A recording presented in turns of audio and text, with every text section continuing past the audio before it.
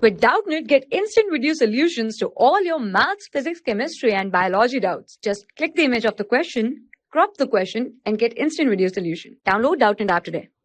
Hello everyone. Here the question says fill in the blanks using the words given below. The words are chloroplast, cytoplasm, nucleus, microscope, cell membrane, plant, mitochondria, and Robert Hooke. And the statement says the term cell was given by dash. So we have to tell here about the name of the scientist who coined the term cell. So the term cell was coined by Robert Hooke in 1600s, to be very precise, 1665. So in the year 1665, Robert Hooke was the one who coined the term cell.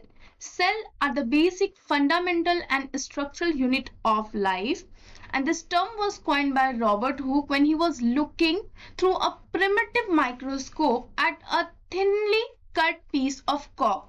He saw a series of walled boxes that reminded him of tiny rooms or cellula that were occupied by monks, and he named these boxes as cells. So in the year 1665, Robert Hooke coined the term cell. So this is all for this question. Hope you have understood the same. Thank you so much. For class 6 to 12, IIT JEE and NEET level. Trusted by more than 5 crore students. Download Doubtnut app today.